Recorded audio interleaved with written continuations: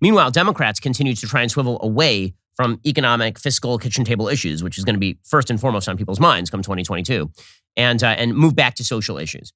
The social issues that they would like to focus on predominantly are abortion and same-sex marriage. And Lindsey Graham gave them a helping hand yesterday. He pushed an abortion ban on the Senate level. Now, listen, as a pro-lifer, anything that limits abortion, I am in favor of. It's just a policy matter.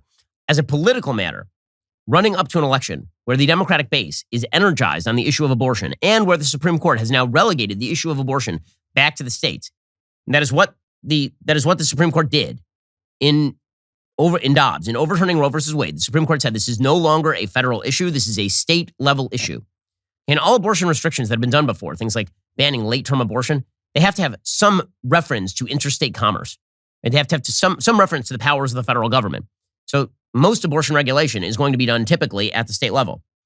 Lindsey Graham, I guess, attempting to show his own base that he cares a lot about abortion, he put forward a bill that is moderate in content, right? The moderate bill basically puts a ban on abortions after 15 weeks. Okay, that's like a European-style ban. 15 weeks is really, really late in the pregnancy.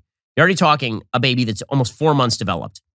That's a very late, I mean, you're talking significantly late into the pregnancy at this point. So on a pure content level, by the way, by polling data, most Americans support heavy restrictions after week 15.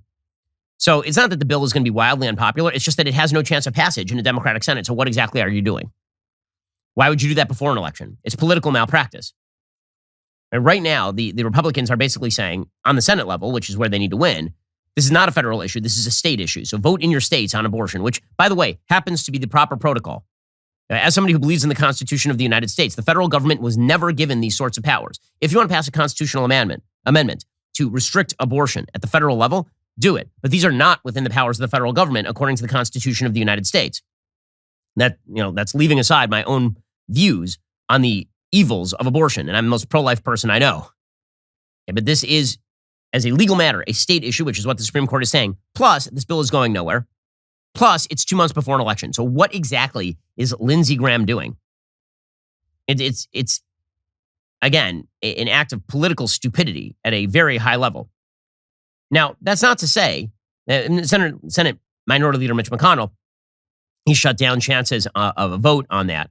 He says, I think most of my members prefer that this be dealt with at the state level, which makes perfect sense. Chuck Schumer, of course, jumped immediately on this and called it a MAGA Republican nationwide abortion ban. Again, notice how the rhetoric of Joe Biden, which was supposedly that MAGA extremist Republicans are people who deny the election, has now morphed into, if you wish to restrict abortion, the killing of an unborn child at 20 weeks, this means that you are a MAGA Republican extremist. Anyone who disagrees with Joe Biden and the Democrats is now a threat to the Republic. Here is Chuck Schumer doing this routine. What Senator Graham is introducing is a MAGA Republican nationwide abortion ban. If it walks like a nationwide abortion ban and talks like a nationwide abortion ban, it is a nationwide abortion ban. So that's the contrast. The split screen is unmistakable for all Americans to see for themselves. We're focused on job creating, inflation fighting. They're focused on an extreme agenda that hurts women. Okay, so again, this is what Democrats would prefer to swivel to. And here's the reality on abortion. The pro-life community has a lot of work to do. They spent 50 years overturning Roe versus Wade. And by the way, minimizing the number of abortions nationwide. The number of abortions nationwide was going down even before the overturning of Roe versus Wade by the Supreme Court. But there's a lot of state-level work to do, and there's a lot of cultural work to do. One of the people who's doing that work is Lila Rose. Lila does an amazing job over at Live Action. So she was on Dr. Phil. And the kind of gap that she has to fill in here is really astonishing. I mean, this is a moral battle that Republicans are going to have to fight at the cultural level for a long time in order to win at the state level. That is the next level of the battle. Lila knows that. This is why Lila went on Dr. Phil. Dr. Phil, by the way, is spouting. I mean, I like Dr. Phil personally. I've been on his show. But Dr. Phil, what he says here about the scientific community and the consensus that life begins at conception is just not true. I don't know what makes him say this. You have to know science isn't, there's no consensus among the scientific community. There is, Dr. Phil. 96% of scientists say that life begins at fertilization. If you're an in vitro specialist, you're looking to create a single-cell embryo, and then you know you have a new human life. So it is a scientific fact. Well, actually, it's not. When do you say human life begins then? It doesn't matter what I think. I don't care what I think. What I'm saying is the scientific community does not have a consensus about when life begins. That's not true. Okay, it's not true. And good for Lila Rose. Lila did an amazing job on Dr. Phil. And she, was in there basically battling the entire audience, plus all of Dr. Phil's guests, plus Dr. Phil. This led to this exchange where a very agitated young woman started basically screaming at Lila Rose about how her inability to kill babies in the womb was inhibiting her freedom. And Lila handles this about as well as you can handle this. A right has been taken away from us. And what is next? I want to address that because our fundamental human right that we all share in this room is life. It's the first human right.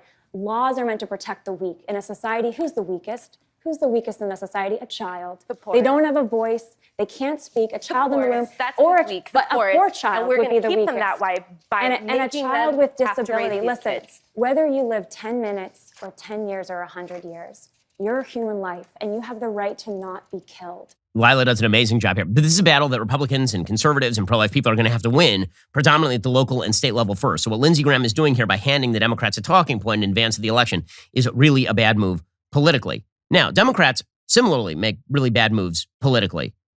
For example, Democrats are now promoting the idea that you should basically be able to access pornography with LGBTQ leanings in public school libraries.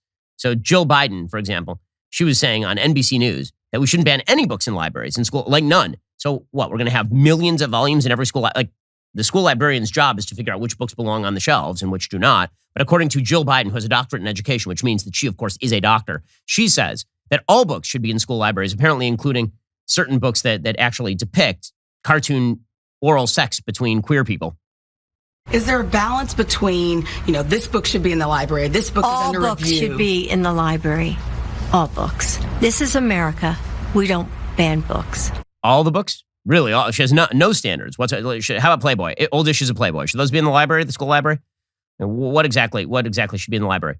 The levels of incompetence in politics are truly astonishing. By the way, speaking of levels of incompetence, I've been ripping on Republicans and their political malpractice. One other piece of political malpractice is that Republicans are now getting ready to sign on to a bill that would enshrine same-sex marriage as a sort of federal right at the congressional level. Now, if you are a Republican and you're in the Senate, there are two possible answers. One is you still believe in traditional marriage, which is, last I checked, a very vital part of Western civilization. That traditional marriage is not, in fact, and when I say traditional, I mean heterosexual marriage. Heterosexual marriage between one man and one woman. That this is a vital foundation stone for all of Western civilization and, in fact, all successful civilizations. And the superiority of that form of relationship above any other form of relationship, single, polygamous, LGBTQ, any of them. Man, woman, create children. Okay? This is like very basic Western civ stuff. And all civilization stuff, not even Western civ. This is just basic to humankind and also progeneration of the human species. Republicans can give that answer.